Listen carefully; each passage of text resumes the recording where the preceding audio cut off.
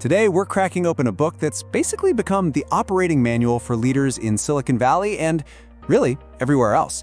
Andy Grove's High Output Management. So let's just dive right in with a question that seems simple, but is actually incredibly tough to answer.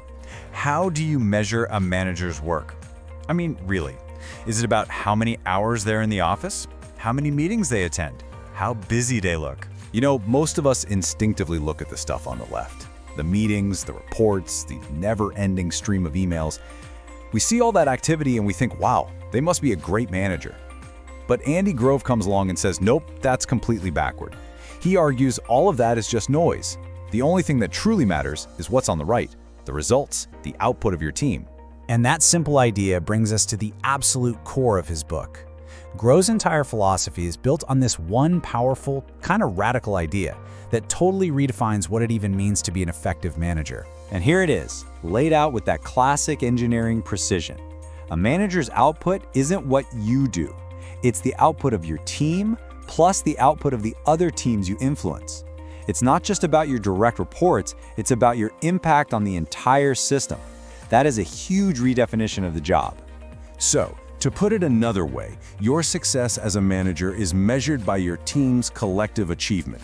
Your job isn't to be the star player doing all the work. It's to be the coach, the architect, the person who creates an environment where everyone else can do their best work. Plain and simple, their success is your success. Okay, so if your goal is to maximize your team's output, how do you do it? I mean, you can't just work more hours. That's not scalable. This leads us to Grove's most famous and, honestly, most powerful concept, the idea of managerial leverage. Think back to high school physics for a sec. You know, a lever lets you use a small amount of force to move a huge object. Well, managerial leverage is the exact same idea, but for your time and effort. It's about finding and focusing on the few activities that don't just add to your team's output, they multiply it. And this isn't just some abstract theory. Grove gives us a crystal clear playbook. He says the highest leverage things a manager can possibly do are 1. Training your people so they become more effective and autonomous. 2. Improving the actual systems and processes your team uses. And 3. Making clear, timely decisions that unblock your team and keep them moving forward. So this idea of leverage sounds great, right?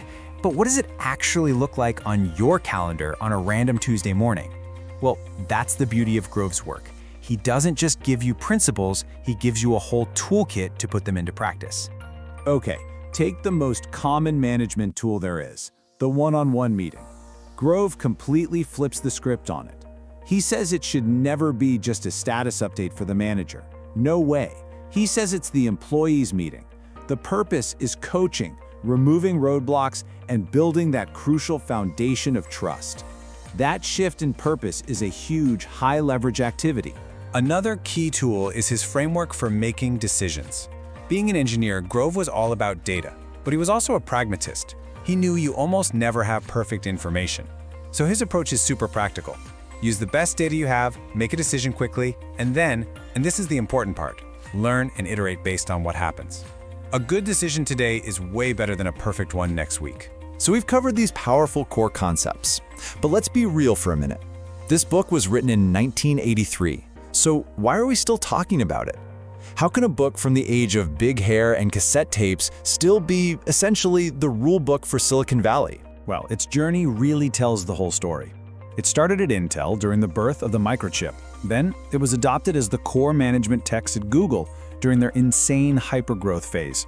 And today, it's still treated like a Bible for leaders at places like Meta, Amazon, and countless startups. The principles are timeless because they're not about a specific technology. They're about the fundamentals of managing people and systems. Now, of course, no playbook is perfect, and it's good to have a balanced view. The strengths are obvious. The ideas are timeless, they're super actionable, and they find this great balance between people and operations. But you should know, the examples are definitely heavy on manufacturing and tech, and the style, well, it's very direct and pragmatic. It reads more like an engineer's manual than some big inspirational speech. But in the end, I think this quote really nails it. High output management isn't just a collection of theories you think about, It's a set of concrete plays you can run with your team, like tomorrow, to actually improve performance. So, the big takeaway here is that management doesn't have to be this vague, mysterious art.